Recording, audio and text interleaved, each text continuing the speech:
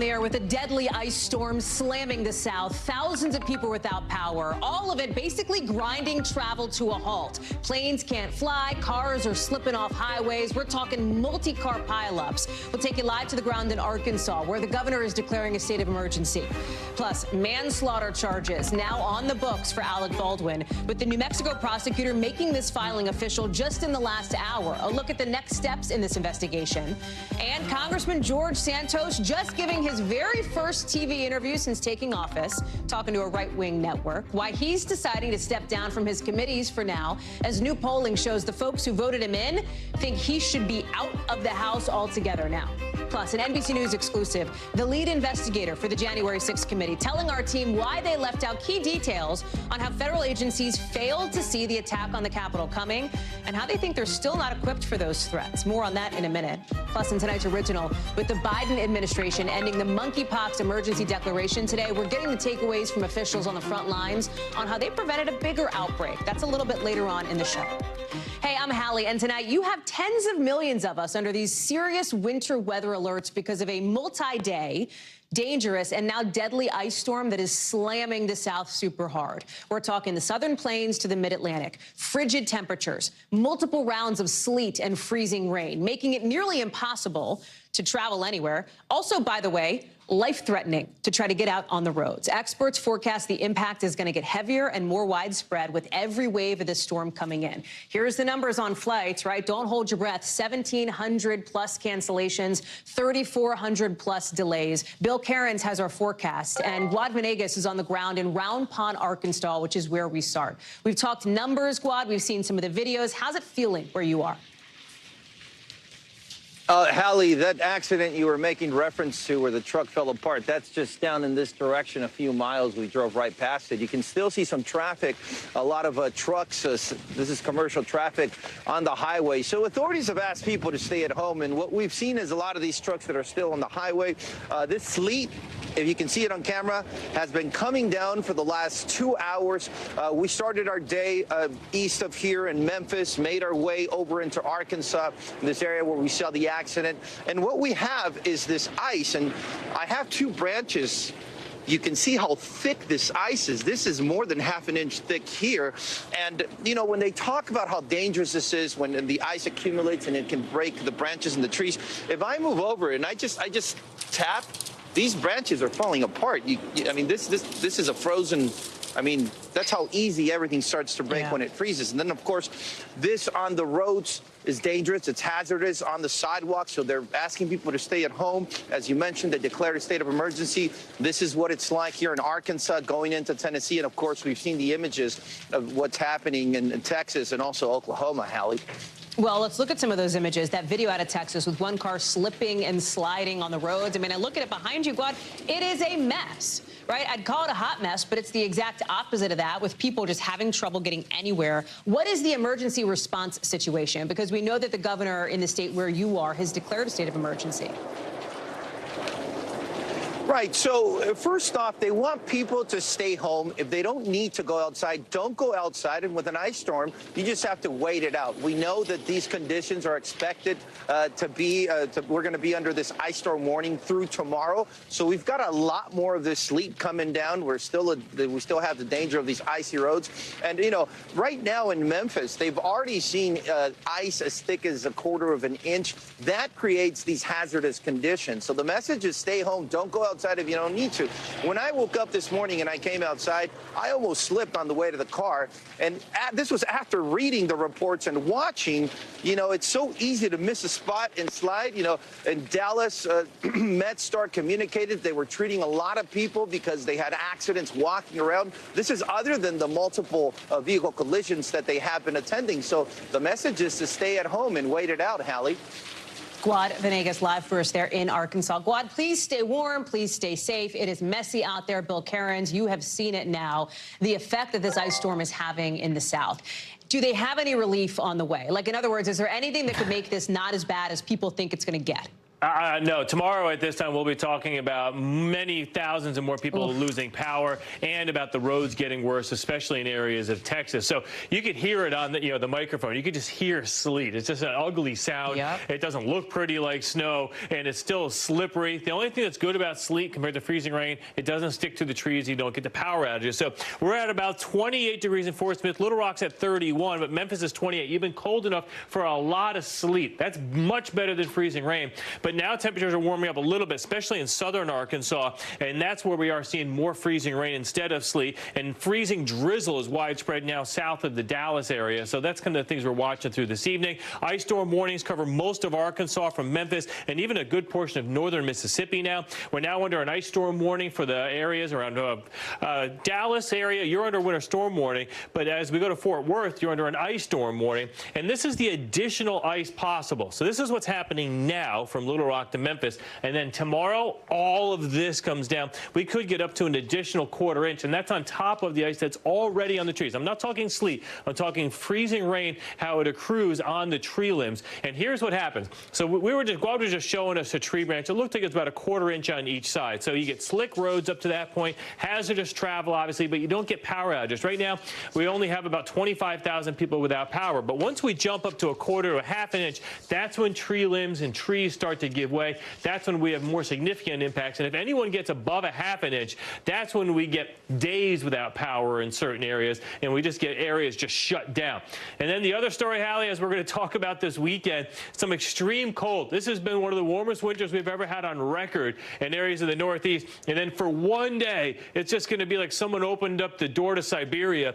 Negative 17 Saturday morning with a negative 42 wind chill in Vermont. Maine's going to be down to negative 48. Even New York City's going to have a negative 12 wind chill with a temperature of 5. Boston record low at 30. So you get the idea. It's one day. It is Saturday morning, and then by Sunday it's much better. I mean, then that's like a typical winter cold. And Hallie, everyone's already asking, what's in store for February? Well, it looks like after that one brief cold shot, much of February for the eastern half of the country is going to be above normal. So for all those kids down where you are and where I am that have been waiting for their first snowstorm, you may have to wait a long time, maybe March. I mean, if that. Bill Cairns, thank you. Good to know. Okay. We'll put it on the calendar, and I am sure we'll talk again tomorrow because this ice storm is not going anywhere. No. Sounds scary. We're keeping an eye on it, obviously. Thanks, Bill. We're also keeping an eye on the family of Tyree Nichols. We expect to see them when his family joins Reverend Al Sharpton and attorney Ben Crump at the historic Mason Temple in Memphis, where Dr. Martin Luther King Jr. gave his last speech before being killed. At this historic location, the family is set to talk about the newest developments in the case ahead of Nichols' funeral tomorrow morning. And we are now learning that Vice President Kamala Harris plans to be there for that funeral. Her press secretary says the VP was invited by Nichols' mother and stepfather today. This is a case, as you know, that has resonated across the country with calls for justice for Tyree Nichols. 5 police officers have been charged with his murder. They've been fired. 2 other officers have been disciplined, and 3 emergency responders have also been fired. Antonia Hilton is live for us in Memphis. And Antonia, this is a moment here as we look ahead to the next 18 hours or so. Tonight, the family addressing some of the latest action against the people involved. There is this investigation is happening. At the same time, there is this moment tomorrow to put the focus not on these officers, but on Tyree Nichols and his life that was cut short too soon. That's right, Hallie. Although, while it's going to be a celebration of Tyree Nichols' life, expect to hear calls for action, not just from the pastor who leads this church, Pastor Jason Turner, but also members of the family and others who are expected to speak, including the attorney. You know, and that's part of a long tradition at Black churches, this blending of a message of faith, of optimism, of perseverance, you know, celebration of life, but also with a call to live out those values in the form of reform. And so you're going to see that conversation married. You know, I don't expect them to talk about the officers, certainly in depth, but they are going to talk about what true justice is going to look like. The pastor who leads this congregation here, Jason Turner, is going to be the officiant. And I've had several conversations with him over the last several days, and he has constantly come back to that word justice. He's aware of the history here. Memphis, when you think about the assassination of Dr. King and all that people in this city have represented and fought for, and what this moment and conversation has to be. And so he already gave a really great sermon this past weekend where he kind of tied Tyree into the history of the city, and expect more of that as they celebrate his life, but also try to put officials on notice here that more needs to come. Where are we on this investigation here? The district attorney locally has alluded now for days to the idea that there may potentially be more charges to come. They are not ruling out more charges against maybe other people here. Do we have any sense of that here tonight? Absolutely. We have a sense that in the next couple of days, we're going to hear more. That could look like departmental charges, more firings, or it could look like similar criminal charges to what these 5 officers are facing. It could be more charges for those 5, or it could be additional charges for people like the EMTs who were on the ground and took a very long time to render any kind of aid to him. Or it could look like other employees who they say were involved in the filing of the police report, which did not ultimately reflect what many of us saw in that video just the other night. And so they say that this is all ongoing and that they are leaving the door open to additional charges for those who are already facing them, and others' names to be released and more details to come from this investigation, Hallie.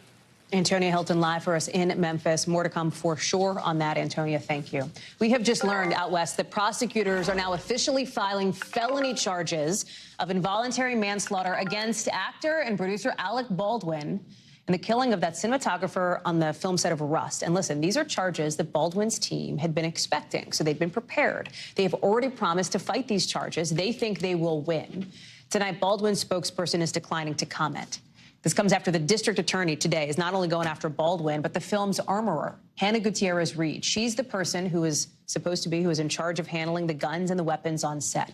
Both of them charged with involuntary manslaughter, with the special investigator writing that Baldwin acted with willful disregard of the safety of others, adding he should have known the danger of his actions, which led to the death of Helena Hutchins.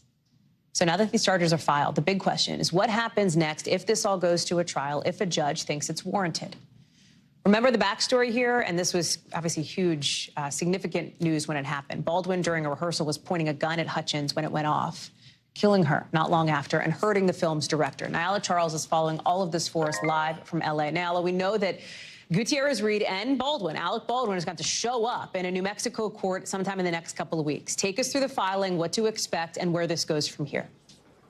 Hallie, we're getting a lot of new information from the probable cause statement that was just released, which answers why, as an actor-producer for the movie, Baldwin was charged. According to that document, Baldwin was not present for required firearms training prior to filming and had limited training in firearms. The probable cause document also says Baldwin failed to demand 2 safety checks where the armorer is supposed to show the actor the firearm, pull the bullets out in front of them, and confirm there are no live rounds. In it, the DA's office says if Baldwin would have done those required safety checks, the tragedy wouldn't have happened. It goes on to say that as a veteran actor, Baldwin should have assumed the gun was loaded as a matter of gun safety. There's a lot of information we're still working through, but that's what it says so far here in the probable cause statement. Hallie? Help us understand the idea of the potential for a trial here. So a judge would still have to say, yes, this should go to trial. If that happens, what? Does that happen by, it's January now. Can we assume that happens by the end of the year?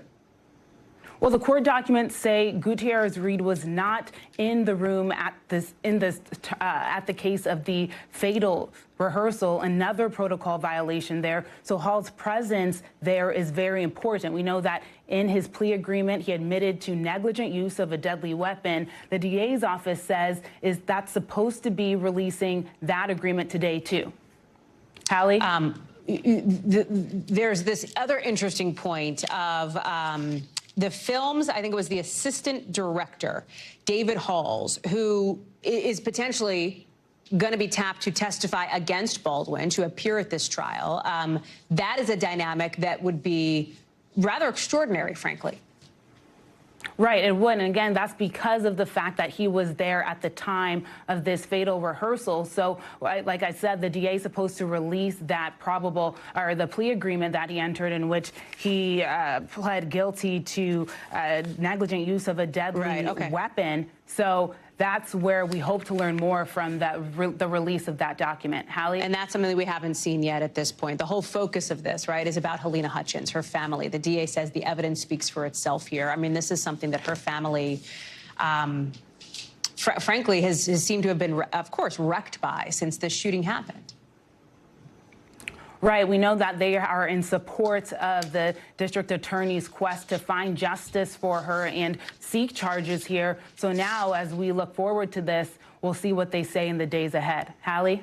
Nyala Charles, thank you very much. Appreciate it. NBC News learning tonight that law enforcement started looking into the classified documents found at President Biden's personal office sooner than we originally thought, with sources confirming the FBI searched that Penn Biden Center, the Washington office space belonging to the president, back in mid-November, after lawyers for the president found that first batch of about 10 classified documents on November 2nd.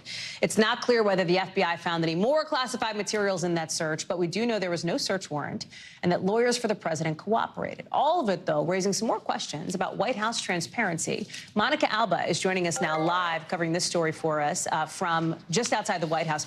So, Mon, let's talk timeline here, because we want to put this into context for people. It is a new development in this classified document situation for the president. First documents, we understand, were found on November 2nd. We're going to show this graphic here on screen. Then the FBI, we've now learned, goes and searches this Penn Biden Center, this office, at some point. It's now clear they were involved, you know, far closer to the start than people first thought. You then see what happened. The second discovery, end of December, third in January, and then the fourth discovery, January 20th.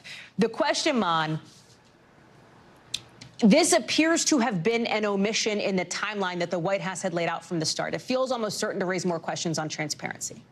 Because it's one of several holes here, Hallie, that we still just don't have the answers to. That is exactly right. And the fact that we are learning about all of this through media reports continues to be a big issue here, because it's not the White House coming out and putting forth their own detailed timeline here. They've tried to fill in the gaps at some points, but exactly when we've pressed them on some of these things, they didn't come forth and say, oh, and by the way, the DOJ did come and search the Penn Biden Center after the president's own personal attorneys found those classified documents. So I think it is important to point out we don't know what, if anything, those agents found, what they were able to recover. We don't know whether those had any classification markings or what the deal is with that. But we do know that, of course, there was that extensive search by federal agents at the president's Wilmington residence.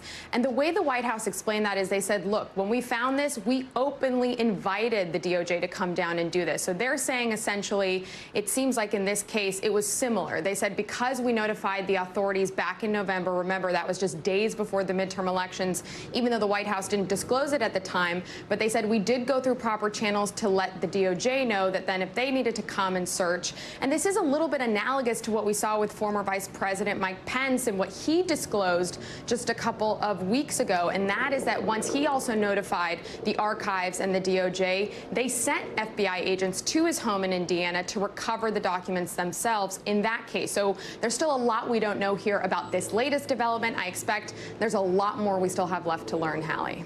And this is, of course, not what the president or the White House wants to be talking about 1 week before that State of the Union speech, right? He wants to be talking about his victories legislatively, what he plans to do, even as we're kind of looking ahead to a potential 2024 announcement. Yeah, maybe, all of that. if he decides he wants to say that.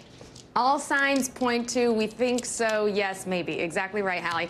The president, all these stories kind of come together and intertwine, right? Because exactly, he was out in the road in New York today touting infrastructure. He's going to be in Pennsylvania doing the same thing on Friday. He's trying to talk about the things he was able to accomplish in the first 2 years of this term, all while testing these potential re-election themes for that likely next bid, while being dodged by all of these questions. Really, he's the one actually dodging them, we should say. Today, reporters tried to shout as he was in New York to see if he would disclose anything more about this, and he hasn't. Remember, it was him who said just earlier this month that there was no there, that he had no regrets about the handling. But again, there are just still a lot more answers that this White House needs to provide on how these documents got there, what was in them, and whether there are any more still out there in his possession, potentially. Hallie. Monica Alba live for us here in D.C. Mon, thank you. Controversial Congressman George Santos, late tonight giving his very first TV interview since he took office to a right-wing network, seeming somewhat remorseful about all or some of the stuff that he's made up and lied about. Here's a little bit of that. What would you say, George, that you would have done differently? I wouldn't have lied about the education. I would have just fought like hell to get that nomination. It comes as Santos today says he's going to temporarily recuse himself from his committee assignment. So he's not going to be on some of these committees until what he describes as the, quote, ongoing attention surrounding the investigations into his personal resume and his campaign finances have been resolved. Today, telling reporters that, no, he will not step down. He's not going to resign. Watch. You decided to recuse yourself from the committees? We'll be issuing you guys a statement soon. Are you considering resigning? No, I'm not. So he's not considering resigning, right? But a lot of his constituents kind of wish he would. This is a new poll showing that more than 3/4 of voters in his district. So these are people in the district he represents who want him to go out of Congress now. Look at that last, the 70% Republicans, 71% of Republicans want this Republican congressman to no longer represent them in that chamber. Santos has been under fire since this investigation by the New York Times suggested he lied on his resume and where he worked. He's also under investigation in New York for campaign finance issues and by the House Ethics Committee. Joining us now is Ryan Nobles. So, Ryan, listen, he gives this interview now. We saw that shot of all these reporters sort of in a scrum with Santos as he's walking down the hallway. That's been his life since the day he got sworn in. So he goes now to OAN. He gives this interview, which, okay, fine, talk to whoever wants to talk to. And he said that he said he wished he hadn't lied or not told the truth about his education. But what about the, you know, many other things that he said that weren't true? Did he address any of those? No, he really didn't. You know, and this was an interview, I guess, in the very specific definition of the term. But there were a wide range of issues that he could have been pressed upon that he just wasn't. You know, anything from his heritage, claiming that he was Jewish, his time not only with his education, but also his employment history, of which there are significant gaps in what he has told people and what actually occurred. His personal story, his mom, 9/11, I mean, yeah. Yeah, and then, but most specifically, Hallie, just no kind of recognition about the huge inconsistencies with his financial disclosure reports, how he could go from making $55,000 and then 2 years later over $1 million, where this $700,000 loan came from to his campaign. This is all very murky territory and perhaps the most legally perilous for him.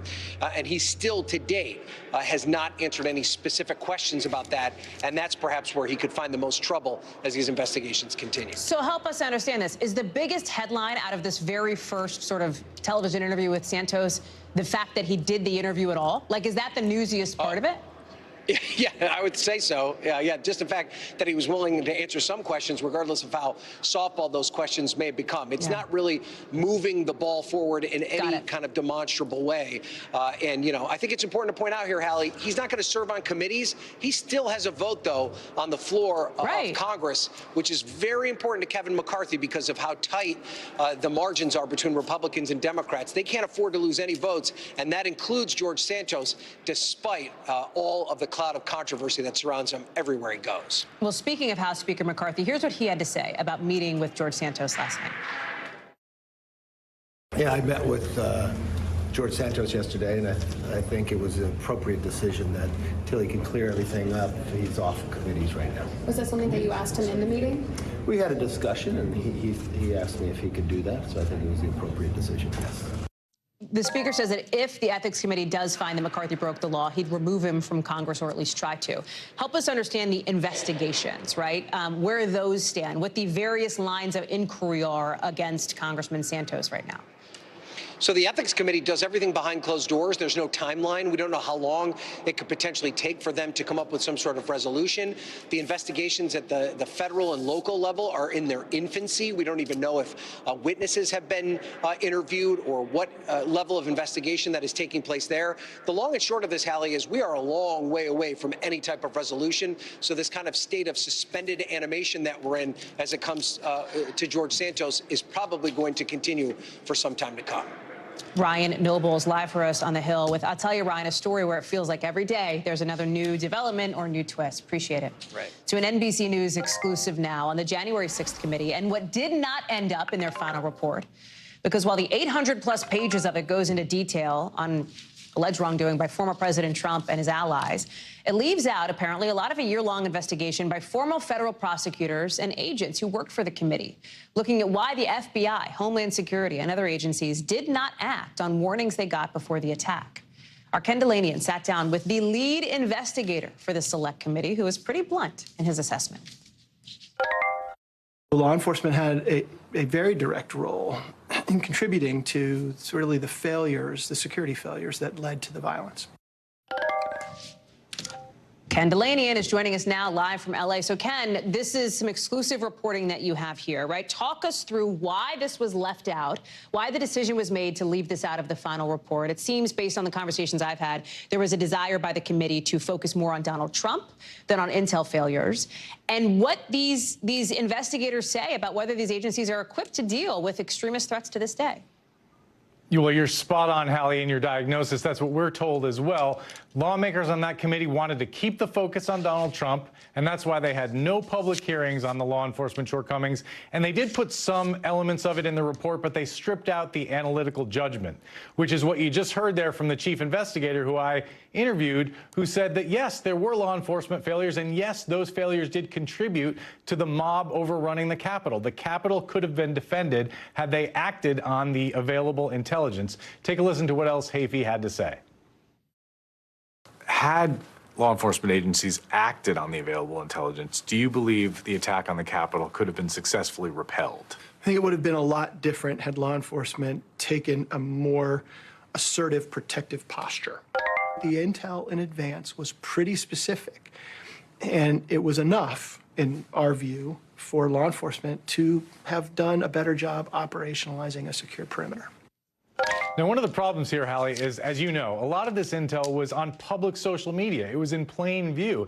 And the FBI is conservative about looking at that stuff because they're worried about violating people's free speech rights. Hallie said they're too conservative. They should have acted on it more. And to your other question, it does raise questions about whether they are equipped now, and DHS and some of these other agencies, to deal with the domestic extremist threat, with a lot of these threats and rhetoric playing out in plain view on social media, Hallie.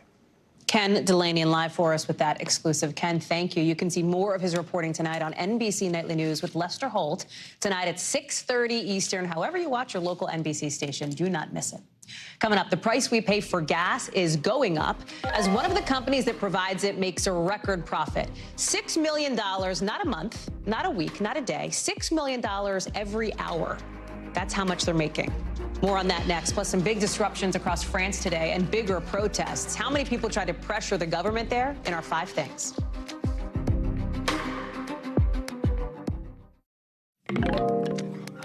So in less than 48 hours, Shell is hoping to have as good of a day as Exxon is having right now after an earning report showing record profits. And record profits, not just for Exxon, like the biggest profits ever for any big oil company. Exxon made $56 billion this past year. For context, that is more than $6 million every hour. Think about the next hour of your life and imagine making $6 million for it and then having that happen every single minute that you're awake for a year. Like that's a lot of money. And it smashes the record Exxon set in 2008. One of the big differences, though, back then, oil was $140+ a barrel. Now it's not even 80. And yet, look at the gas prices. The price today for a gallon of regular, $3.51 a gallon. When Exxon would have posted that previous record, it was like $1.85. Experts say prices are only going to go up to start 2023. Brian Chung is joining us now. We don't always often see a spike in prices in January. And we've seen dips since events like the outbreak of the war in Ukraine, which companies said drove up prices. Why is it that we're seeing gas prices where they are? Yeah, well, it's a number of factors, as is always the case with gas prices. There's some weather-related factors when you think about the fact that it's been a milder winter than many had expected into 2023. But a lot of this just has to do with simple supply and demand. When you take a look, for example, at oil barrels, this is usually a leading indicator for prices at the pump. Well, they rose to start off 2023, up about $5 a barrel. And then there's also the interesting factor of refinery maintenance. We need those refineries to be boosting supply, but a lot of them deferred maintenance to later on this year, so they're just simply not ready to go and help ease prices. That's a big reason why we're seeing these warnings of $4 a gallon by March. That'd be significantly higher than the $3.50 that we saw as of this week. According to Gas Buddy, quote, there appears to be little good news on the gas price front, with prices unlikely to turn around anytime soon. So not necessarily positive news at the pump. Okay, so that is leading, though, to the massive records like what we're seeing from Exxon here as we look ahead to whatever Shell is going to talk about here. We live in a, capitalist society. The president has accused Exxon of price gouging. He's brought up ideas like taxing these profits. Exxon's, C-suite folks say that plan would be unlawful and bad policy. What does that mean? Like, how does that play into this, right? Is there any, are big oil companies just going to keep on raking in the dough? Like, is that where this goes? Yeah, well, and, on the surface, higher prices, of course, that would mean more profits for these large oil companies. But the type of policy question that you bring up here, it's always been this cat and mouse game between the government and this industry over whether or not, for example, there should be windfall tax on these types of profits, especially when they're hitting records. By the way, not just a company record for Exxon, an industry record for the Western oil industry. So this is a running theme, and if gas prices continue to rise over the course of 2023, that is another talking point for the government perhaps to try to crack down on these things. For what's worth, getting Congress to actually legislate something like that will be very difficult. But look, Exxon is enjoying this. Their stock is up 50% over the last year. Okie dokie, Brian Chung, thank you very much. Let's get you over to the 5 things our team thinks you should know about tonight. Number 1, Australia's Nuclear Safety Agency says it is helping in that hunt for a tiny radioactive pellet missing somewhere in the outback. It sent in a team with specialized detection equipment to look for the thing. Remember, we talked about this last night in the show. The search area is humongous. It's like 870 miles long, and this little pellet that's radioactive is about the size of a dime. Officials think it's going to take 5 days to travel up that whole stretch, see if they can find it with these detectors. Number 2, another wave of nationwide strikes in France today. Look at this. 1.2 million people, that's the estimate, joining in on these protests against the government's plan to raise the retirement age from 62 to 64. There were disruptions to stuff like public transportation, to schools, etc. Number 3, Pope Francis landing in the Democratic Republic of Congo today. His message to other countries, hands off. The Pope says foreign powers should stop exploiting African nations for their natural resources. He is the first pontiff to visit the country in nearly 4 decades. About half of Congo's population of 90 million are Roman Catholic. Number 4, a new CDC report says the U.S. birth rate went up in 2021 for the first time in 7 years. Maybe a little mid-pandemic baby boom. It only went up by about 1%. Researchers also found the rate of premature births went up as well. Number 5, Boeing is saying goodbye to the so-called Queen of the Skies, delivering its last ever 747 jumbo jet in a ceremonial send-off. The company's been making that airplane since 1969, and it was a real big deal when it came out. Big passenger capacity, it could do long distances. It's been replaced more recently by the slightly smaller and more fuel-efficient 777. So here on the show, we got a lot more to get to, including, of course, Secretary of State Antony Blinken pushing for his 2-state solution in the West Bank. But does he have enough pull? We're going to talk to our reporter on the ground after a break.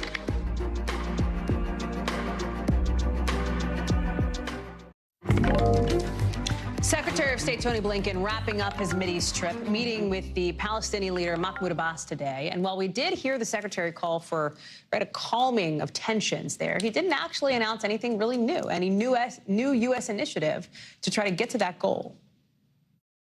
Restoring calm is our immediate task, but over the longer term, we have to do more than just lower tensions.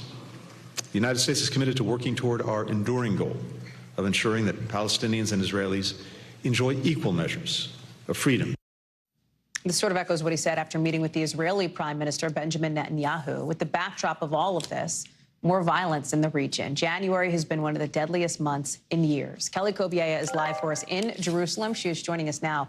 And Kelly, Secretary Blinken announcing $50 million in new aid. Palestinian officials said they'd hoped he'd announce something more, right? Some sort of new approach, et cetera. Lay it out for us. Yeah, that's right. Secretary Blinken met with Palestinian President Mahmoud Abbas and other Palestinian leaders for 2 hours this morning. That's longer than we were expecting. We thought they were going to come out and make a joint statement live. In fact, we then found out that it was going to be pre-recorded. And in those remarks, Secretary Blinken basically said the same thing he's been saying for the past 24 hours, that both sides need to de-escalate. He expressed condolences for the innocent Palestinian victims, as he has done for the innocent Israeli victims who have died in the recent violence. And he said that, we need to work toward a two-state solution, and also said that the U.S. would oppose anything that would put that in jeopardy, right? So we're talking about expanding settlements,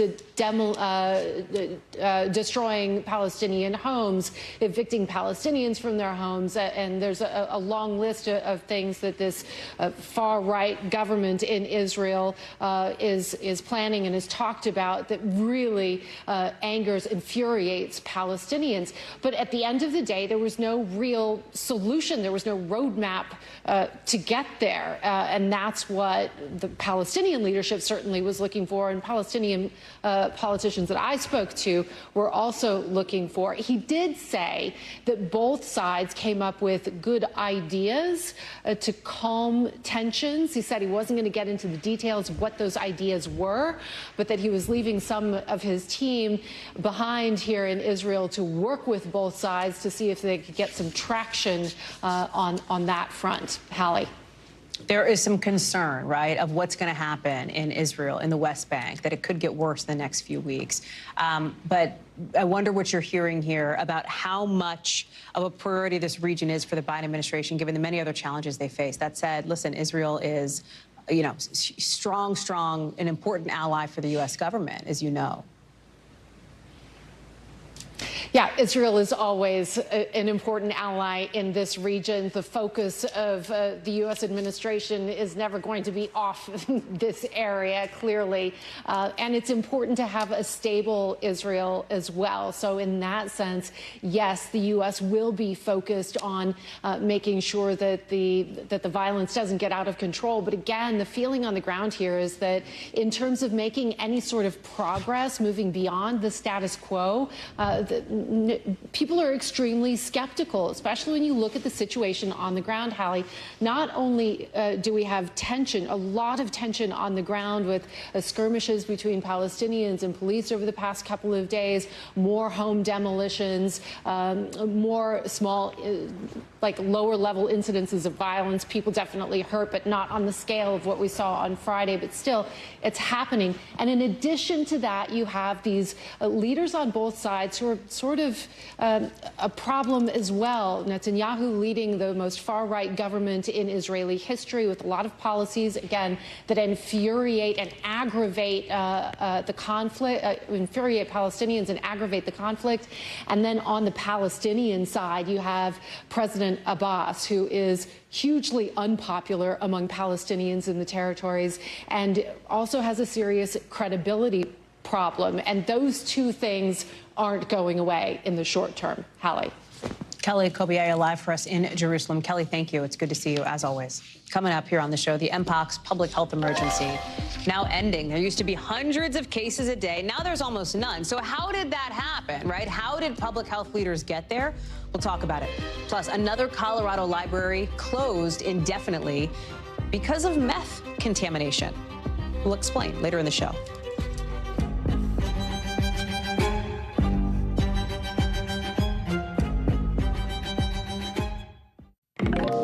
So tonight's original now, in-depth reporting on a topic we've been watching. Today, the Biden administration is set to end the mpox emergency declaration, a disease that used to be called monkeypox, which caused some pretty nasty symptoms like fever, chills, ache, a really bad rash.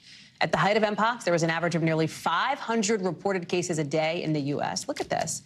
Now that number is less than 5. That is remarkable, right? But how? How did that happen? Dr. Akshay Syal has the story. James Ferguson says he was among the first Indiana residents to contract mpox back in June of last year. I had a pretty severe case of it, so I ended up with 55 open lesions the size of a dime to a quarter. They took weeks to heal. The treatment, including an extensive quarantine period, took its toll. Having to be quarantined for 6 weeks.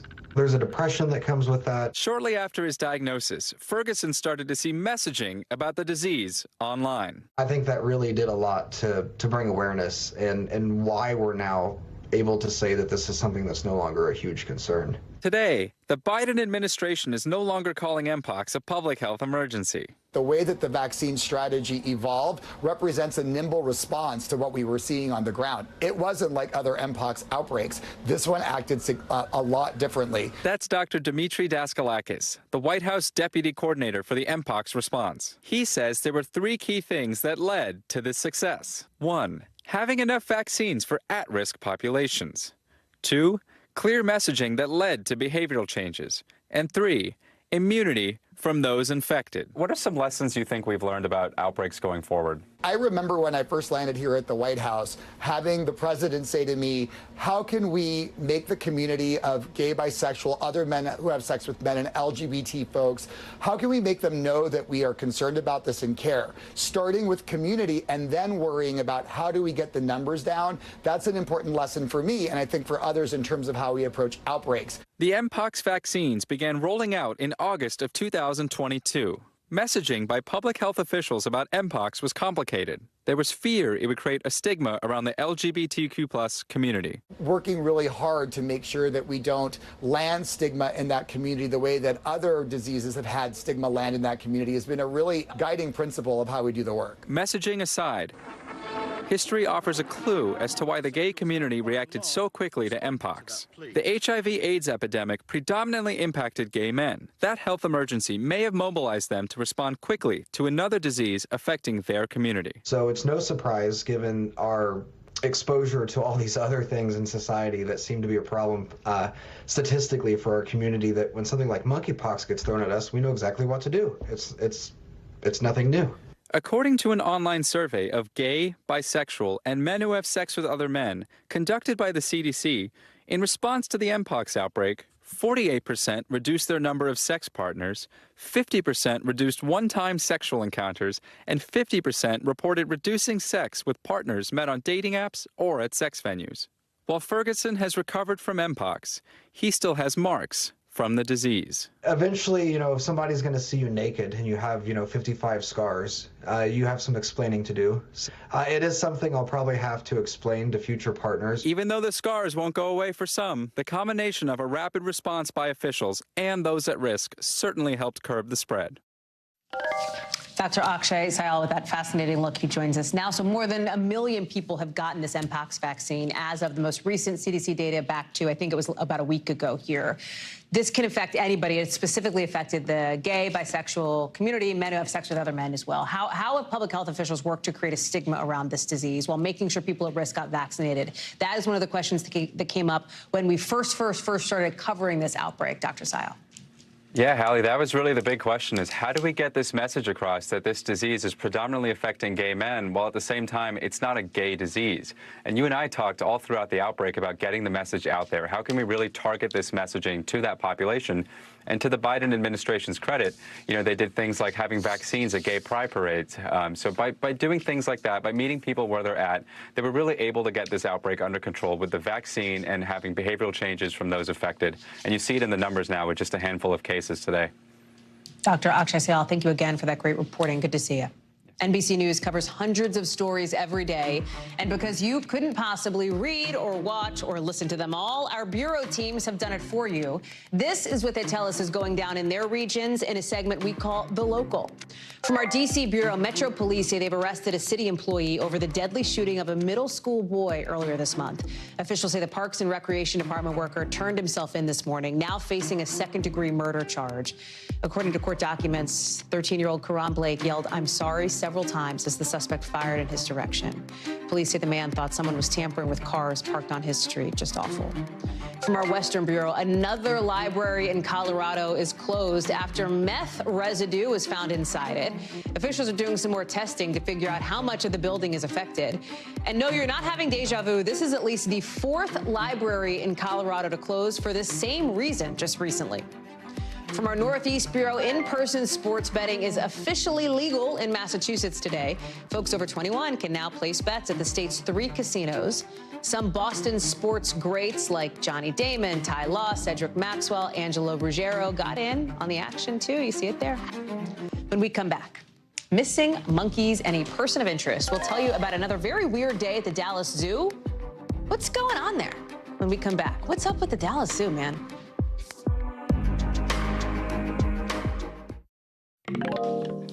So Dallas police are releasing surveillance video and asking for people's help identifying a person of interest in a bizarro land story about this place, the Dallas Zoo. They think that this individual is connected to 2 monkeys missing from the zoo after workers found what they call an intentional cut in the enclosure this week. And if you're like, well, wait a second, isn't this the same zoo that had a couple of, missing a leopard a couple weeks ago? Yeah. They found a very similar cut in the leopard enclosure. And if you're like, wait a second, isn't this the same zoo that found an endangered vulture dead with some sort of weird injury? Yeah, it's the same zoo. It's the Dallas Zoo. Joining us now is Morgan Chesky. And Morgan, this begs the question, to use my favorite news cliche, what is going on at the Dallas Zoo, right? They've got this photo of somebody they want to talk to, this surveillance video. Like, what's up? Yeah, Hallie, you can't make this stuff up, right? 4 incidents in about 2 weeks' time at a zoo whose safety record has never really been put into serious question until this very month. Dallas police are releasing the video and that photo of an individual that, I should stress, officers are not calling a person of interest. They are not calling a suspect. They simply say, this is someone we would like to talk to about the disappearance of those 2 monkeys, those 2 very rare emperor tamarins named Bella and Finn that were reported missing Monday morning. And now, because of the, quote, tampering with their habitat, believed were taken. An absolute crushing blow to the staff at the Dallas Zoo. I had a chance to speak to an administrator just a few minutes ago, and he tells me that in no world could any of them ever imagined to have had one of these incidents take place, much less 4. A very odd feeling because they've increased foot patrols. They've actually added security cameras, and things are still happening. Hallie? So I get that officials can't say that these are connected. They don't know that for sure. I understand that. But as a layperson, a non-zoo or law enforcement expert, I can look at the fact that there are these similar cuts in all these enclosures and start to connect dots. Can we not use our logical brains on this? We can't say it for sure, but what would be an incentive here? Because it's not like, I don't know. You can't go out and sell these animals, right? That's not a viable alternative. What's up? Well, what is this? Or can you? I don't know. I had a chance to speak to a zoologist or a zoo administrator, rather, from the Miami Zoo last night, and he told me that there is a black market for these exotic animals, and specifically that emperor tamarins are highly popular. Now, there's a couple potential reasons for that. Number one, you look at them, they just look incredibly cute. They got that trademark mustache on them. Right, and you don't see in the photos we've shown, it's just the monkey. But, Hallie, they weigh less than a pound. They'd fit in your hand here. And so they're incredibly small, potentially easy to transport. But, important note, if 2 were taken, as they were believed to be, from the Dallas Zoo, they're used to that tropical, humid climate in their habitat. The opposite of what we're experiencing right now in Texas, temperatures sub-freezing. I asked the administrator, hey, what do you see happening if Finn and Bella are exposed to the elements that we all are right now? And he said it could prove to be potentially fatal. They're not made for this kind of weather, and his big fear is that they're not getting the necessary care they require. Hallie? God, just Finn and Bella, get them home, right? That's the biggest, most important thing in this story here, in this totally bizarre story, as you say, the zoo, ramping up security, all that. Morgan Chesky on the zoo beat for us. We'll see for how long. Morgan, thank you very much, as always. It's good to see you. That's a wrap for this hour. We're going to have more of the sort of newsy and bizarre for you tomorrow. Same time, same place. Thank you for being with us. More coverage picks up right now.